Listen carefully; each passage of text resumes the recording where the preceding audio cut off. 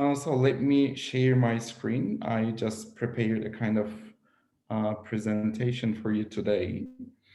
Um, Let me just first talk about myself a little bit to just know you, who you are listening to actually.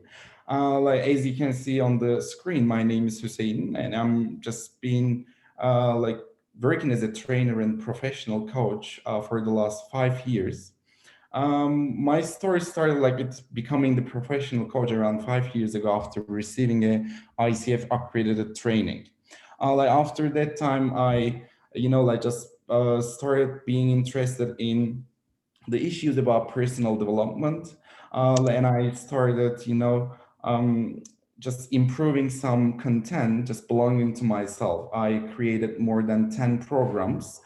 They are basically just on the target of just explaining people the philosophies of spiritual, like spiritual teachings and also the scientific data. I just try to combine them to be able to just convince the people's mind as well as their heart, because the spiritual teachings are just more likely to focusing on our more likely the spiritual side, our heartful sides. But some people like they are kind of analytical and they are just focusing more on the scientific data to be convinced by like what others say.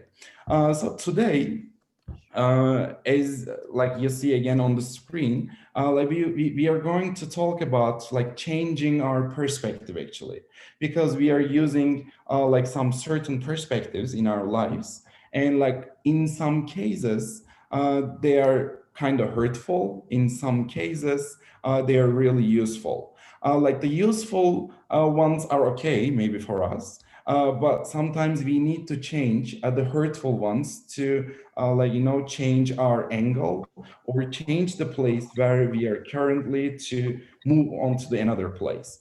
So today we are basically talk about what frames we use to perceive the things around us. And then we are going to move on to talking about what exactly the reframing is. And in the final part of this seminar, we will just have a look at the ways, the potential ways to reframe our thoughts and beliefs.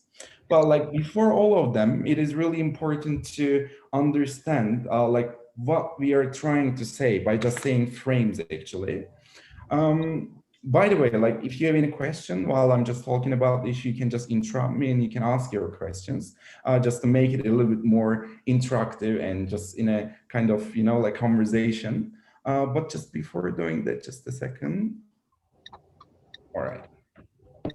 So like frames that we use, actually the things are like mainly decide how we perceive, how we understand the things around us. Like what are they? Like events occurring around us. Like people that we are in, like communication. They can be our friends, they can be our relatives, they can be our workmates, they can be our friends in such an organization, for example, or objects, or like basically our past and future experiences. Like while doing this, we basically use our core values, beliefs, like our knowledge and past experiences just coming with us, and our assumptions actually. Like these are kind of window that we are looking from this to the out, like to our lives, to the people around us.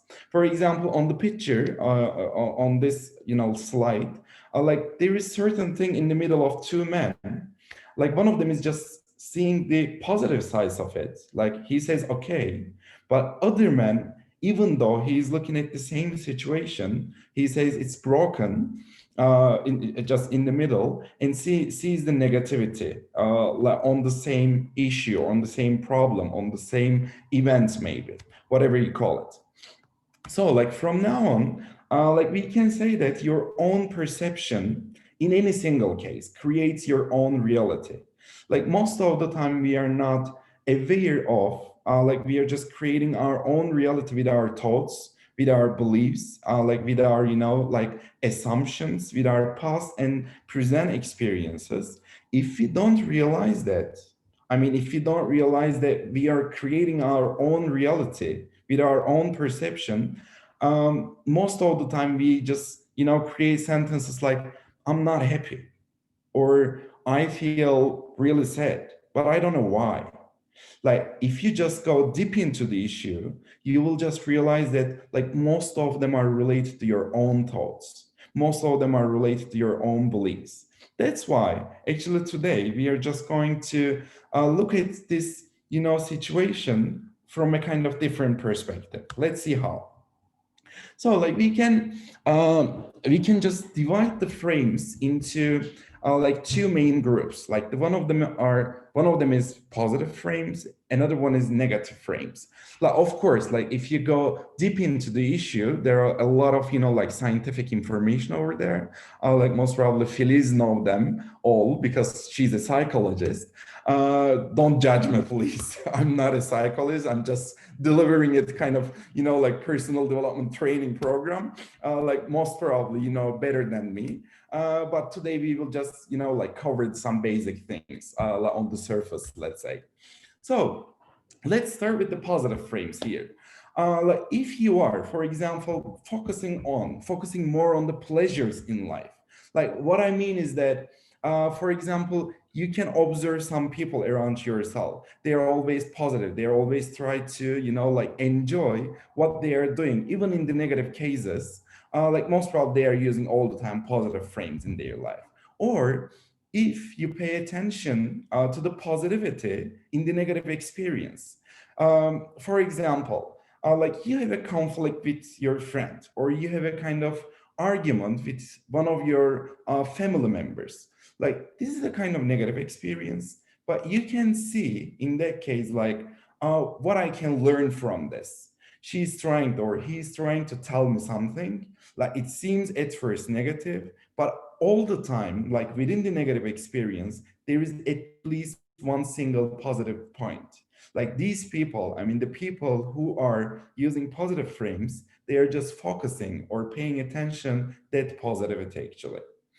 So another important point here, just keeping the balance between the opposite sides of emotions. For example, like between, for example, inspiration and sorrow, or let's say curiosity or cheer and grief. These are the negative and positive feelings. We all the time try to follow one of them more. We just follow, for example, if we are in a kind of bad mood, we just stuck into the negative feeling and we just follow it. And in that case, we forget about ourselves. We forget about our mood. We forget about our happiness. In such a case, you just remind yourself, I should be in a balance. I need to just in the middle of those like opposite feelings. Just stay over there, not one of the sides, all right?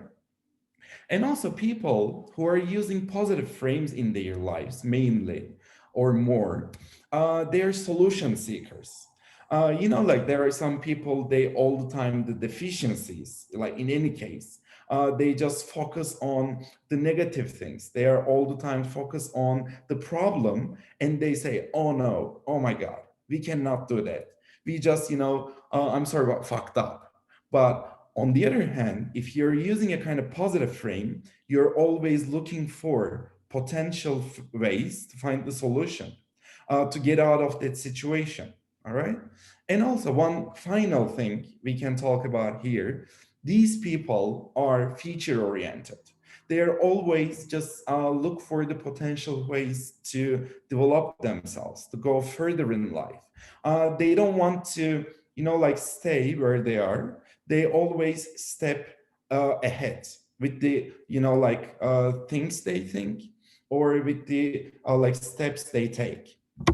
And if you are such a person, most probably you are mainly using positive frames. But on the other hand, there are some other people, they are using negative frames in their life. Actually, you can just think about them, the opposite sides of the things that we talked just a few seconds ago in the positive frames part. They see the deficiencies.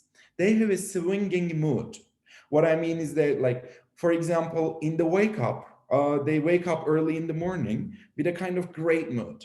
They smile to everyone. They tell everyone that they are really happy. They feel themselves really good. But in the afternoon, you see the same person, like with a kind of,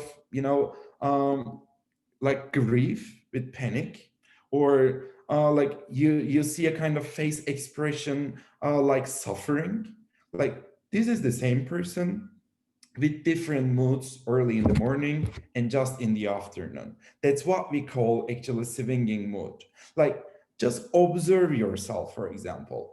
If you are changing your moods like very rapidly throughout the day, most probably you're just stacking on negative frames time to time. You're just going back and going forward. All right. So another main feature of them, they are thinking backwards about challenging experiences. Like all of us lived something really bad in the past. Like some of us lost a loved one. It can be your mother, it can be your father, or kind of like, really close friend, or any kind of relative, it doesn't matter. Or you maybe lost your job. Like these are the challenging experiences in our lives if you're just stucking on them. All the time, just repeating the scenario in your mind, like it means that you're using a kind of negative frame in your life. And always questioning why. Why did this happen to me? Like you are the only person suffering. No, you're not. Like these kind of things happens to everyone in our lives actually. But like some of us think that all kind of negative things happen to me. I am the only one suffering in this world. But this is not the truth, right? Don't you think so? Is there anyone here just, like argue about this point? No? Okay. So, as I told you, another feature of them is just stacking on the negative feelings. So what brings us, oops, sorry, what brings us here to reframing? Like this is just one of the examples of reframing. Like when you see the problem, uh, by just reframing the situation or your perspective, you can just come up with the solution. But this is not the only way to change your perspective from problem to solution. In our lives, there are a lot of things that we can reframe our perspective actually. For example, you can see the kind of challenging situation as an opportunity to learn and grow. Like you can see, like conflict with another person is an opportunity to make your relationship stronger just by arguing about like your thoughts, just expressing your thoughts to this person. Like in the like following minutes, we will talk about like more examples of what exactly reframing is and in what cases we can use them. By the way, like, is it clear, like that everything is clear that I speak? If you want, I can just get slowed down, or I can speak a little bit faster. How's it going up to now? I think it's good. It's good. Yeah. Yeah, Uh, great, great, good. okay, there's a command in good pace. Okay, thank you. Willie joining us. All right. So how many people are as I'm using the presentation, I can't see right now. Okay, 15. That's nice. So there is a quote here, and it is really, really, really important. So if it says, if a reality is constructed, it can just as well be reconstructed. Sometimes we hold our current realities like they cannot be changed, like they are the true existing, like potential of our lives. And this is the only truth. Like we see in that way. But when you just look from a little bit out of the situation, you can see a great number of different alternatives actually. But in such a case, like this statement is completely correct.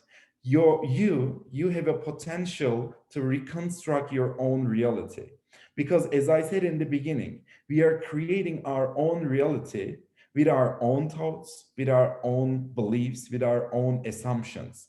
If you change your thoughts, your reality is changing. All right. So but how we can do it? So what is the best way for it?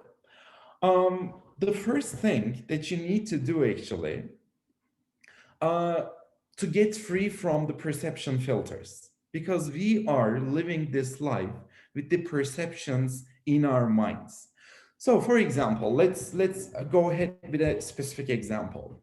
Like sometimes like we see a case in our life, like it can be a kind of like statement said by one of our friends. This is the thing happened here, but like the thing that we perceived is completely different from what we see or what is happening here. So like in the middle of these two things, like while we are coming from here to here, like on this box you can see what like intervenes in your reaction. We use our values, beliefs, our memory just like just jumps into the situation, or our identities or our postulates, decisions and experiences. Like while you are processing the thing happened like surrounding you, for example, you like suddenly think about, or like just memories pop ups in your mind, and like it intervenes the situation and you are just giving a kind of different reaction. Sometimes you remember your past experiences and they are just telling to you, no, you shouldn't do this. Like for example, she's trying to something different to you and you're just writing a new subtitle about what you heard from a different person, for example. So like it is really important to be quite aware of what is happening in our mind while giving our reactions to the cases, to the events, to the incidents happening in our lives actually. Like this part is really important, especially fears and identities intervenes mostly what we see like in our daily routine. For example, if you have a fear about your, let's say, like future life, about your future job, about the amount of money that you are going to earn, and if you are living related to, if you are living a problem related to your job, for example, your fears pop up in your mind, and they say, "Oh no, like you shouldn't argue about this situation. You can lose your job," and you're just going back, and you don't express yourself, but actually you want to say completely different things, but you're not stating them clearly because of your fears. And you're just perceiving the case in a completely different way because of the effect of, let's say, these fears or identities. What I mean by saying identities are like we live in this life with different identities. For example, some of us are mothers, some of us are like brothers and sisters, some of us are like like daughters and like sons, some of us are just workmates for other people. Like in some cases we are using like one certain identity more. For example, at the workplace while you are working, with a workmate, you can, if you are using your mother identity, you can be, behave with more mercy, or you can behave like with more care, like careful behavior. And in such cases, like you behave like a different person.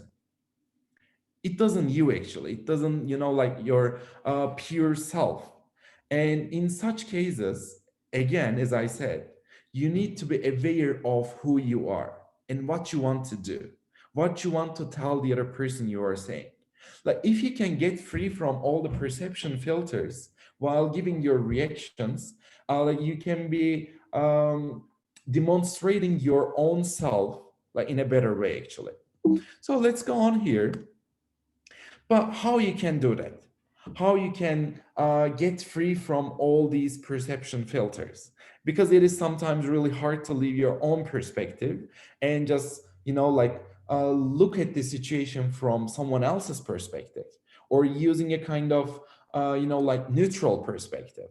There are some certain ways. The first way that you can use is to get benefit from the reframing metrics. we will talk about in detail just a little bit later. The second way, you can deepen your knowledge about cognition, emotion, and behavior triangle. Like this is a kind of like psychologically scientific based approach to these kind of situations. And the third way is get help from neutral thinking methods. Like some people are also saying that like six thinking heads, like this is the kind of certain methods that we can evaluate the cases that we are living in our lives from a different angle, and also ask powerful questions. Asking powerful questions is another like effective way to reframe what you perceive. So let's start with the first one. This is what we call reframing metrics template. Like you can use this template in any case that seems challenging to you in your life, actually. You can just work on it just by writing on a paper, by using pen and paper. You can just write your problem or issue or whatever you want to achieve in your future life in the middle of a paper, and you can use four different perspectives just around it. Because like for example, as coaches, like we say, our coaches, if you cannot find at least three different alternatives, don't move, don't go ahead. Because sometimes like we see only one or two alternatives and we believe that these are the best options for us, but most of the time they are not. Like if you can find the third option or the fourth one, like it can seem better to you, it can be more effective to you. Like in that case, like if you can find at least four different alternatives or four different perspectives, you can handle with the issue more effectively, and it can serve you better. Do you have any question about the reframing metrics template, or any like maybe contribution in the comments related to this? Can I ask something? Of course. Is it possible for you to give concrete examples Of course. about finding? Thank you. About like using the reframing metrics on a certain case, you are saying, right? Exactly. How many perspectives? Right. Let me give you an example from my own life. This year, I just like started complaining about my daily routine, my regularity in my life. I was doing the same things and again and again every day.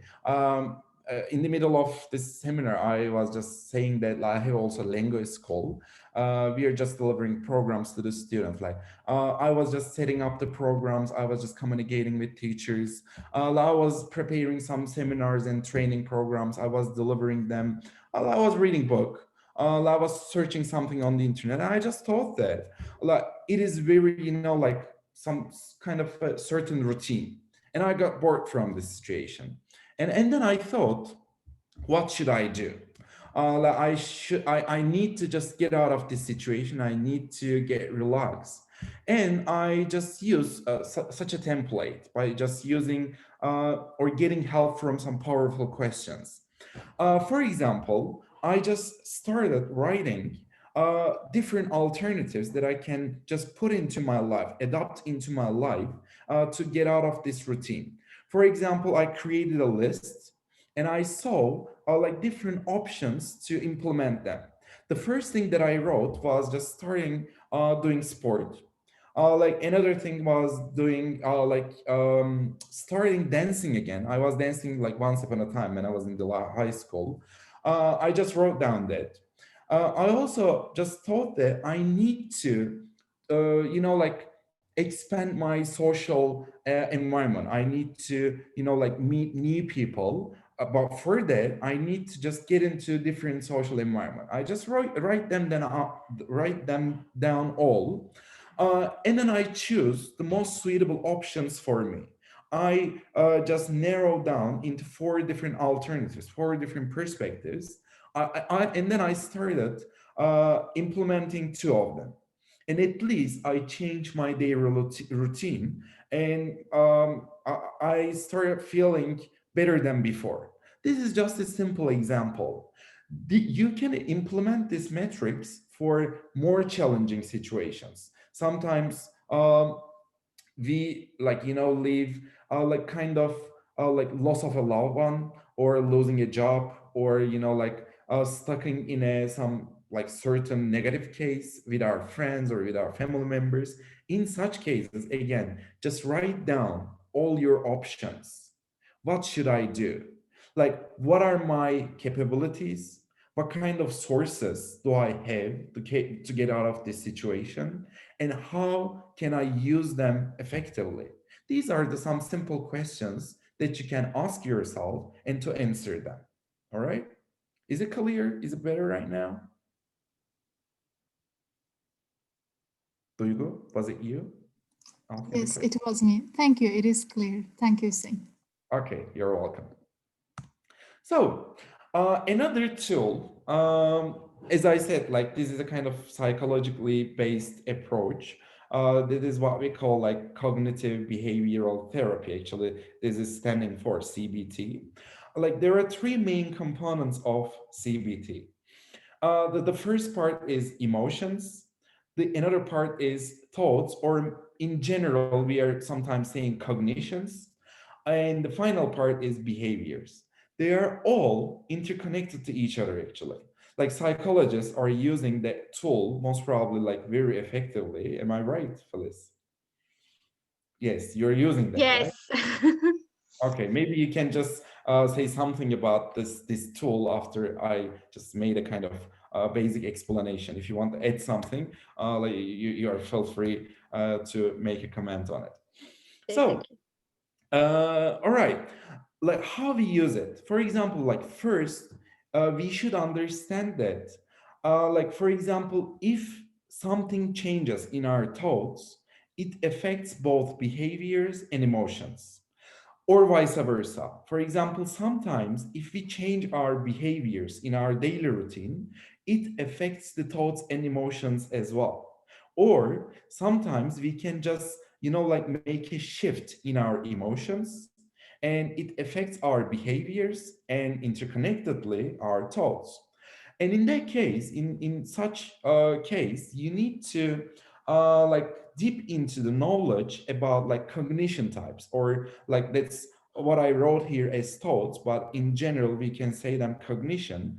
But under cognition, you can think about all the mental activities. For example, you can think about your attitudes, beliefs, like all the generalizations that you make in your life, or stereotypes and biases, expectations from your life and attributions, appraisals, intuitions, judgments, assumptions. They are all of them are, let's say, cognitions. And if we are just aware of them, for example, if we are aware of our beliefs, and if we have a like kind of attempt to change them, we have the power to change our emotions, actually.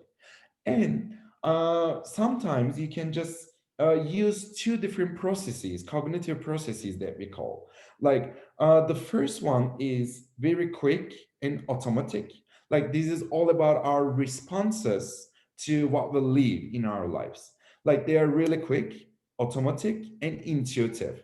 Like they are under the control of our subconscious, Um, this is sometimes what we call you're under the control of your autopilot. You are not aware of what you're doing, actually. You are not aware of what you're saying, what you are reacting, what you are thinking. You are automatically giving a reaction to what you see, what you hear, or what you like observe around yourself. This is the first response type of cognitive processes. The second type is like very slow, very careful, and very rational.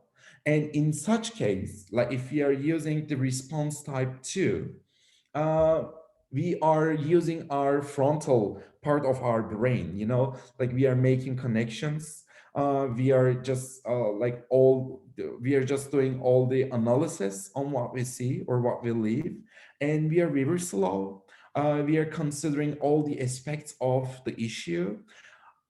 And this is more useful for us because like in this response time, we have a chance to control our emotions and like connecting to this like we have a control to control our behaviors too.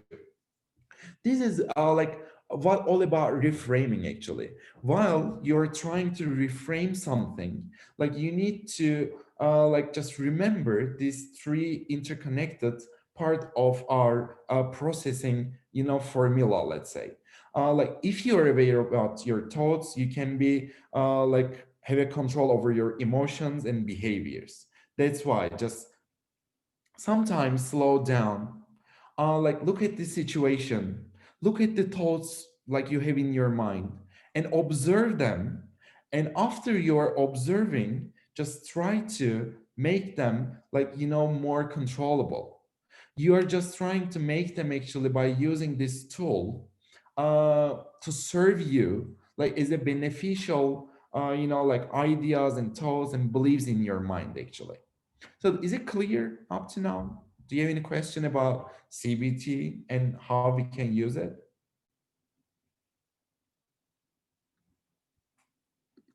All right, let's go on.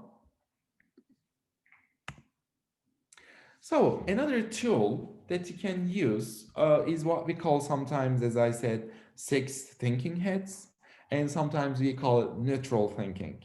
Like this is a kind of metaphor, actually. Like with different colors of heads, we are just evaluating the situation like from different perspectives. Sorry. The first head that you can wear and think about the situation is the white one. So, like when you wear the white hat, you need to be completely neutral. Like you need to just get out of emotions. You just leave them ahead, leave them your side, and you don't like you know think in an emotional way. And the question that you need to ask here: what do I know now? Or what does this tell me? Like what I'm seeing here, what is the clear picture of it? What is happening here? Like by asking these questions, you can just, you know, like gain the knowledge or gain the, you know, like pure information about what is happening around you or what is happening to you. Like in under the effect of whitehead, uh, you are free of emotions, you are free of your past experiences, your like you know fears, all the other conditions. Like you need to be able to get away from all of your cognitions under white hat. All right, and then you're going to just put it off and you will wear the blue hat. Under this head, like the questions that you need to ask are: how do we approach this problem? Or how can I, you know, like evaluate this problem from a kind of different angle? What are the ground rules? What do I have as a kind of, you know, like capability, as a source? What kind of things that I use to approach this problem? Like these heads can be like you know regarded as the evaluating the own resources that you can use while you know evaluating the situation and just coming to an end actually. After bluehead, you can or you're going to use the green head. Like there are some questions again here that you can ask. What are some alternatives that I can have? Or how can I innovate? How can approach the situation from an innovative and a kind of creative approach? Like when you ask these questions, like you will surprised, but the questions answers are just coming up, you know, like naturally. As coaches, we always say, like if the question exists, always the answer comes. Like, this is completely true because if you can ask the correct questions to the situation that you're, you know, like living at that moment, like all the time you can find the answer. The only important thing is here that like you just go deep into in your mind actually by asking different questions. All right. So let's just go on with the black hat. Under the black hat, like you need to ask what doesn't work. Like up to now, most probably you have tried some certain, like solutions. Like you use some different, like approaches to the situation, but they didn't work most probably because you're still in the middle of that problem or in the middle of that conflict. Like in that case, you need to identify what doesn't work. By asking that question, you can just observe what are the things that are not useful to you, and you need to just skip them off. You need to just put a cross over them because sometimes we are just trying the same thing again and again, but we are expecting different results. But it is impossible. If you are doing the same thing, like simultaneously and continuously, like do you think it is possible to get a kind of different results? I had never seen that, at least in my life. Most probably you haven't seen that too. Have you seen that? You tried the same thing and you got the different results. No, unfortunately, like, it is kind of impossible for all of us. So under the impact of black hat, you need to find those like repeating things, but they are not effective. Let's come to red hat. Like under this red hat, you need to just like realize how does make you feel. You're going to evaluate all the feelings, emotions accompanying your situation. Because most of the time, we are not aware of like what kind of feeling we have related to that situation. And in such a case, like we cannot have a control over them. If you cannot control your feelings, they control you. It is very obvious. Like, let me repeat that. If you cannot control your feelings, they control you. That's why under red hat, you need to identify all the feelings and emotions that you have related to that situation. And how will burada here here it says how will customers feel, like this is a kind of like tool that can be used for like business activities, but you can just change that question into how will other people, just like in the middle of this problem, how will other companies of this situation feel. You need to evaluate, you need to observe the stakeholders of your own situation. Because if you realize, for example, your wife or your husband or your daughter or your workmate, if you can just aware of the feelings of the other person, you can just try to find the kind of middle way to find a solution. That's why both your feelings and the other feelings are important to come up with a solution actually. And in the final head, this is yellow one, you need to find your like potential ways, what works best for you. While just, like increasing the number of alternatives, you need all the data, all the things that you found, like from all the heads, actually, like because you just write down your feelings, like what you have, like without the other impacts. You find some alternatives, or you just found like what doesn't work for this situation. Just look at all of them and find what works best for your own situation. And what is the benefit of this situation? How will this situation or this solution contribute to your life, like in your future, tomorrow, just the day after tomorrow, or in 2 years later? Like if you can find all of them and just come up with a solution, you can go ahead. And why we are doing this, because like it is like here to main purpose are here today is just reframe the things that we see like from a kind of certain angle. By using this, you can like have a chance to evaluate the things that you haven't seen up to up to that moment. And this is what we call actually like basically reframing, because after you see your emotion, after you see the alternatives, after you see like what works and what doesn't work, most probably you're going to change your perspective on that issue, right? That's why like this is very powerful tool to get out of the challenging situation actually in your daily routine. Well, do you have any question about this tool or any comment? I have No? a question. All right. So are all these hats of the same importance, or can one be more important than the other in a certain situation? Okay, that's a good question. Actually, let me answer that question like from two different perspectives. Like if you are just, you know, like having a difficulty or having a problem in your life related to, for example, let's say emotions. You have a kind of emotional conflict with your loved one, with your mother, with your wife, with your husband, with your like daughter or son. It doesn't matter like whom it is. Like in that case, maybe you can only look for the feeling part.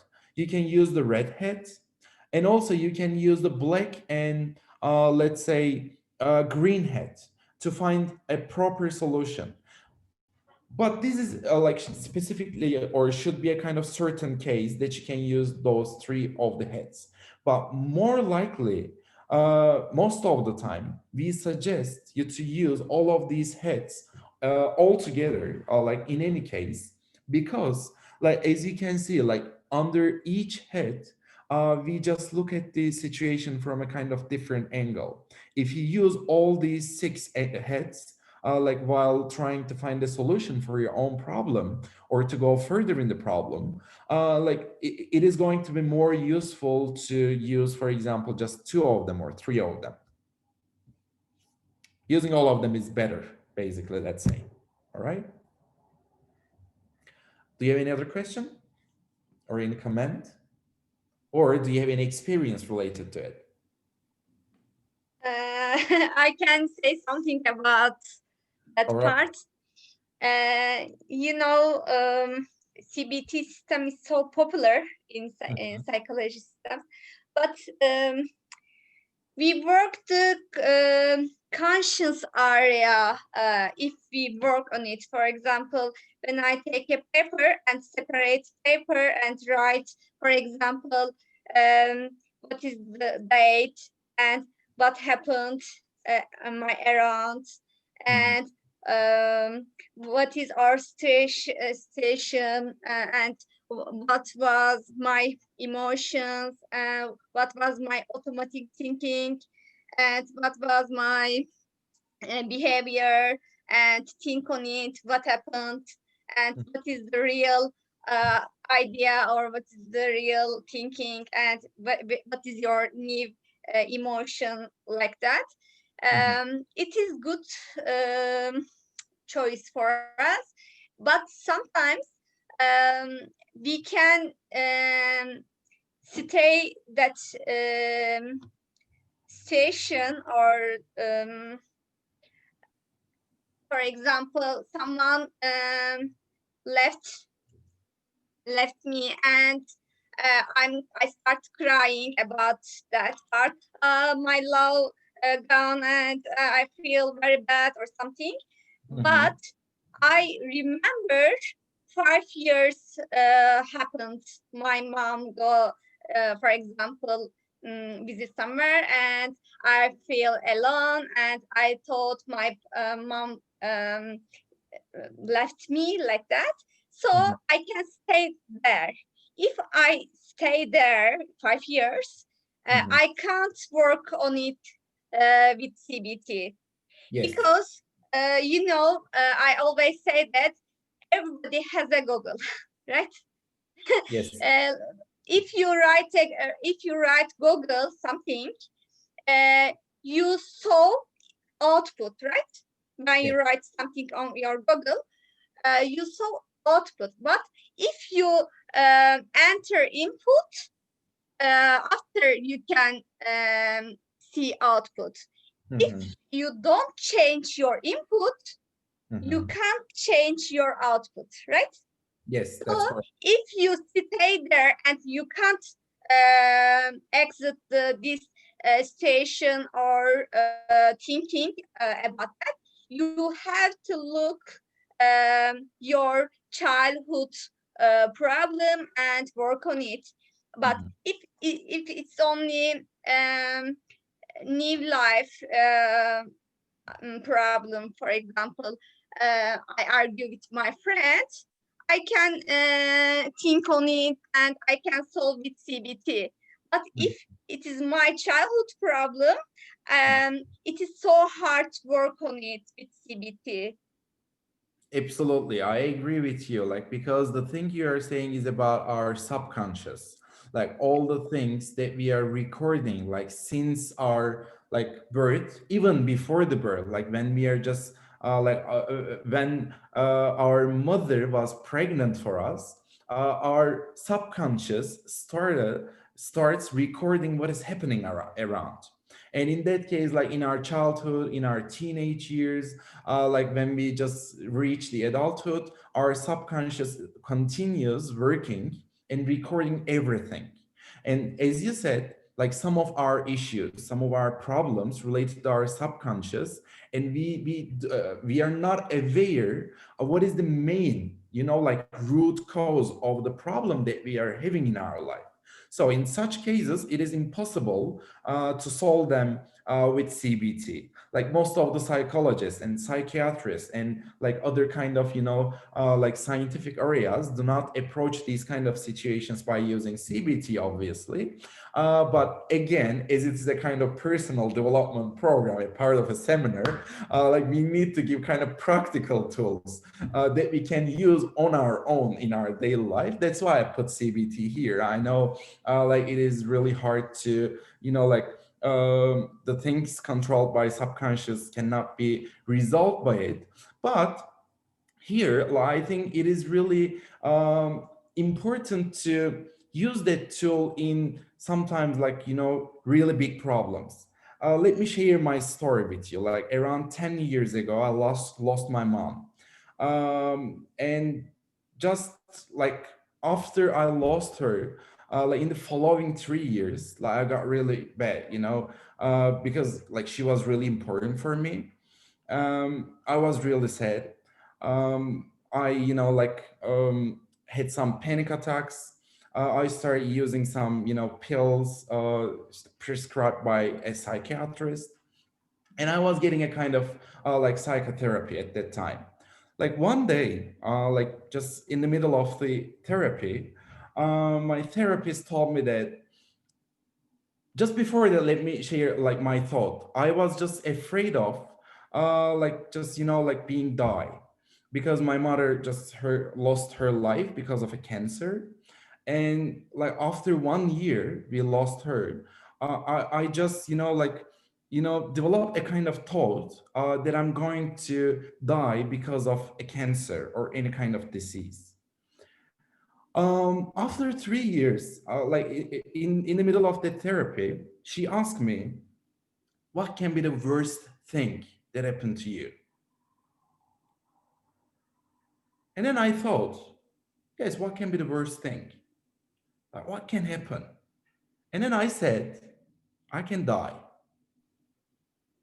And then I thought that, like, today or tomorrow, like no one can know like when he or she will die. But in the end, we will all die. Like none of us is just immortal. And after that like therapy day, I just thought that like in the end, if I'm going to die, well, I'm thinking about this continuously, and I'm just ruining my life. And it was the last day of the therapy. I never go again. I never just participate the session done by my therapist, because that question changed my life, changed my perspective. And this is like that I'm talking about here. Sometimes one single question, one single powerful question that we can ask ourselves can change our life. Questions have like really huge potential to trigger something in our brain and completely just, go into the different perspective. That question was for me, what can be the worst thing happen to you? Nothing. I can And die. can you control that problem, or can you control what happened? That's also power question. Like you mean just after that point, after that question? It can be, and every time, for example, there is something happened around you. Mhm. If you ask yourself, could you control if it's possible? Yes. What is your action? Do it. But if it is not possible, you can't control it. Mhm. Okay, accept it. Yes, absolutely. Absolutely agree with you. Like this is actually a good point, because sometimes we are just trying to do something about the things that are not our under control. We are just trying to control other people. We are just trying to like have a control over the things that just around happening around us. But we ourselves like cannot have 100% control over them. So don't try to change other people. Don't try to change the situation. Don't try to, intervene other people's actions, other people's thoughts. They are their thoughts. They are their actions. Just look at yourself, observe yourself. Just go deep into your mind. Just find the reasons, like about the things what you are doing, and try to change them. If you are just focusing on changing someone else, you're just wasting your time, because like that person is not you. Like he or she is just looking at the situation from a kind of completely different angle. He doesn't have to be like you. He doesn't have to think in the way that you are thinking. Most That's of the really time, important. Yes. yes, absolutely. Most of the time, we just try to find a solution by changing other people. But this is not the way. If you are doing this in your life, just today, please, like this is the most important point of this seminar, maybe. Uh, don't try to try to do that. Don't try to change others. Just focus on yourself and go on with yourself. If you have a control over yourself, you can control everything. Control starts with you, not with other people. All right? So, any other comment, any other question? Come on, let's make it interactive. You're a If group. Yeah. I want to say a little bit. If you try to control everything, you have only 100% energy. So think you give to someone, maybe 4 people, 5 people, environment. You give your energy, everything, but you have no energy for your control. So Absolutely. you can't control yourself, but you try to control everyone. Absolutely, I completely agree with you. And also, like our minds are really interesting because, like, if you are just trying to like control over other people, it creates a kind of shortcut. Like, it believes that like you can all the time do that, and you need to do that. And your mind start controlling your behaviors, you're controlling your thoughts, and in such a case, like you want to do that more and more and more, because like it is hungry, like there is a huge hunger in your mind.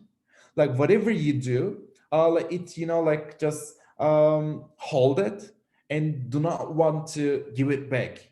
And in that case, like if you're just trying to do something not useful for you, your mind will want it more, and it's a kind of infinite circle. You cannot just get out of that after a certain point if you cannot realize it, actually. All right. So, like, if you're okay, let's move on a little bit more. We are just coming to the end, actually. There's only one final part that I will talk about. So the power of right questions, like you need to like get benefit from the questions because they are really engaging, really triggering, and like makes you find the potential solutions or potential perspectives that you can use on your own benefit. Like there is a kind of saying from Albert Einstein, like he says, like it is attributed to Albert Einstein. Maybe he didn't say that, but like in most of the resources on the internet or on some books, like this saying attributed to Albert Einstein. He says, if I had an hour to solve a problem and my life depended on that solution, I would spend the first 55 minutes determining the proper question to ask. For one sign of the proper question, I could solve the problem in less than 5 minutes.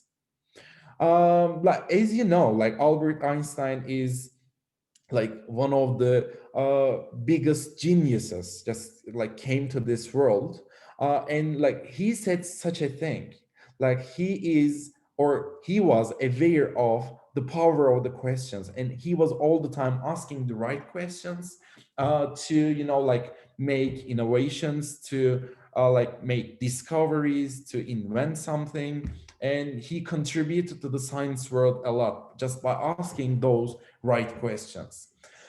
Most of the time we do not use them in our daily routine. We have always a kind of greater tendency to make comments, like to intervene other people's ideas, to listen to them. Only we ask some questions about to learn more details about others' stories. But this is not the case. Like, why do we care the stories of other people? Why do we care so much about their problems? Why do we care like about their plans, goals, about their, like daily routines, or what they do or what they don't do? Just look at around. Like, there are a great number of people just like only care about what others are doing, and they don't ask questions for themselves. They only ask questions to learn more about others' life. But it is not useful. Just think about your own life. If you're just observing other people, think about other people, asking other people's lives, what do you get? What do you have? Do they make them, like one step ahead in your life? Or like they are just kind of spice in your daily life?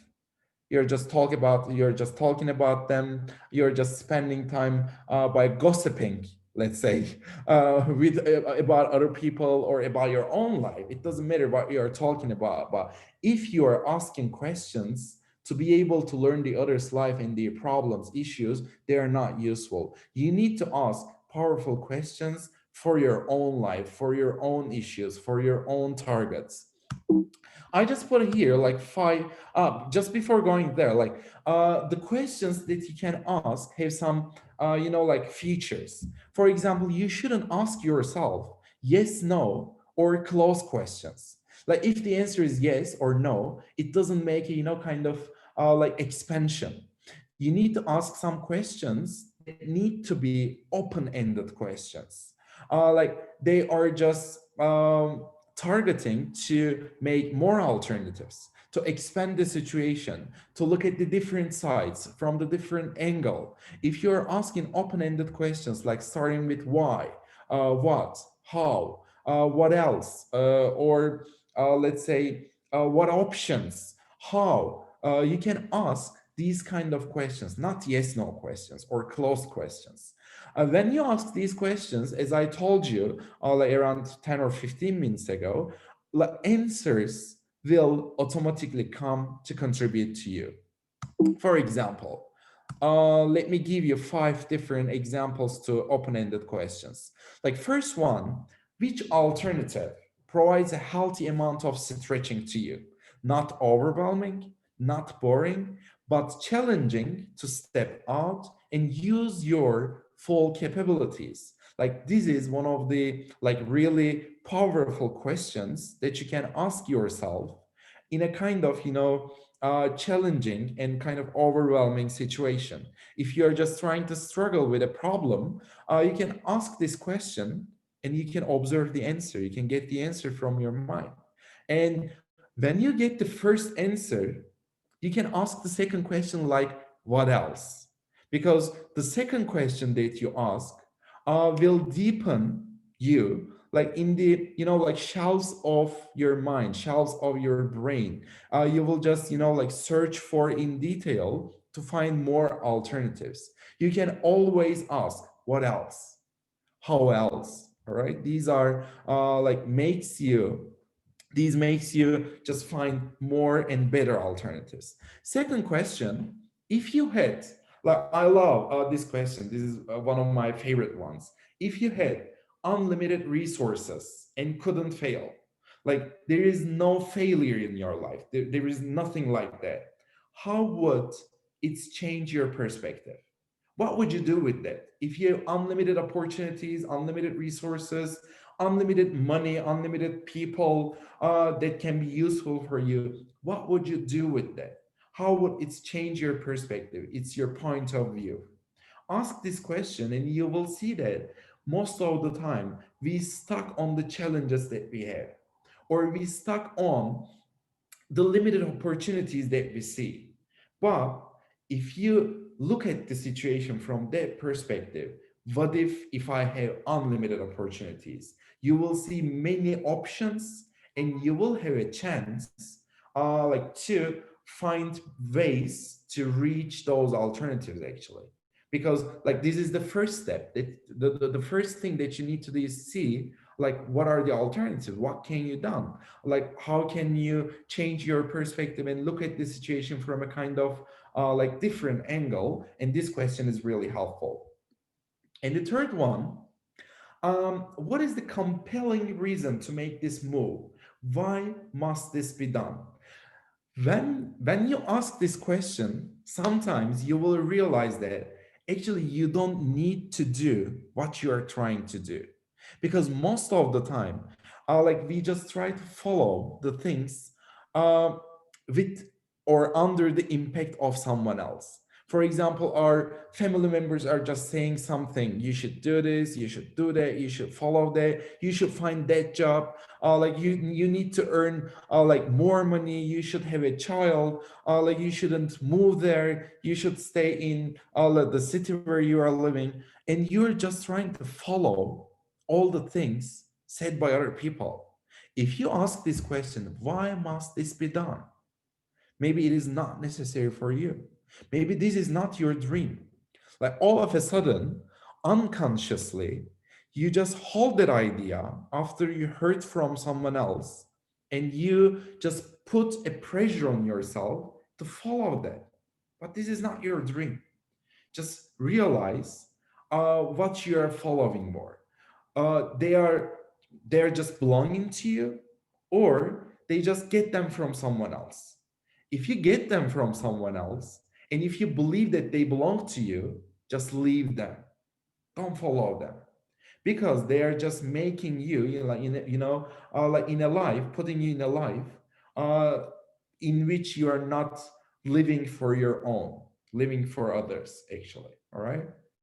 So the fourth question, what is the worst that could happen if you pursue this, or you fail about what you pursue?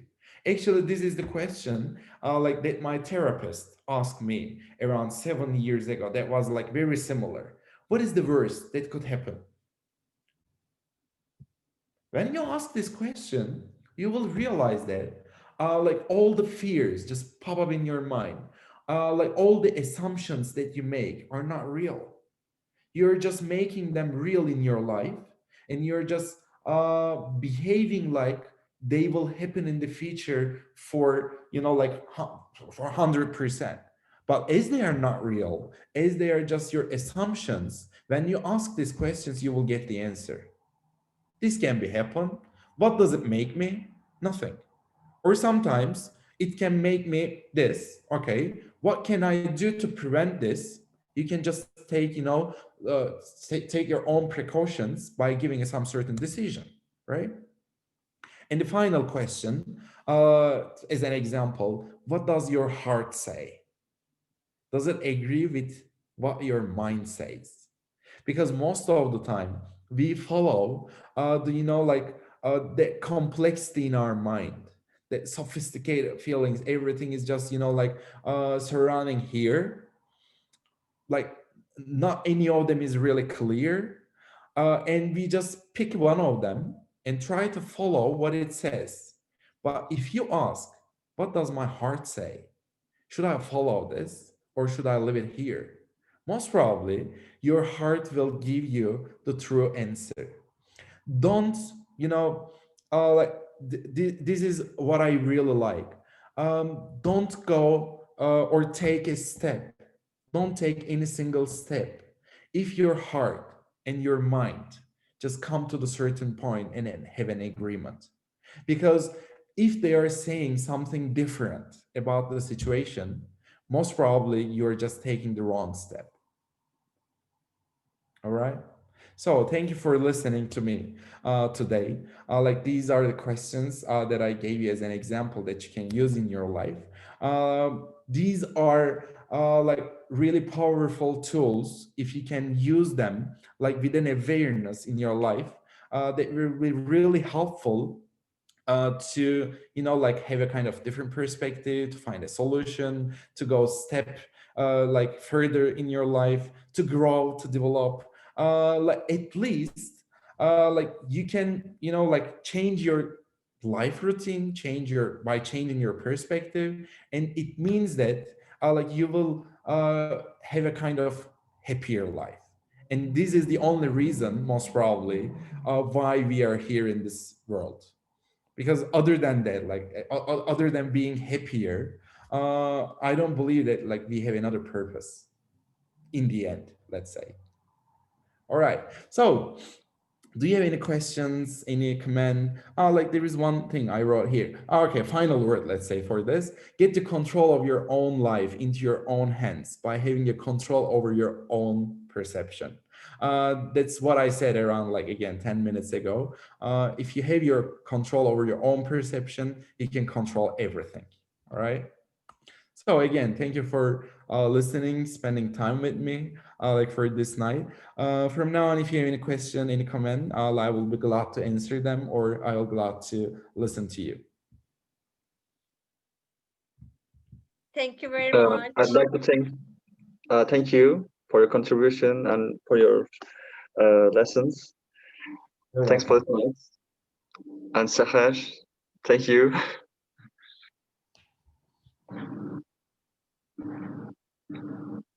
All right. I guess there's no question.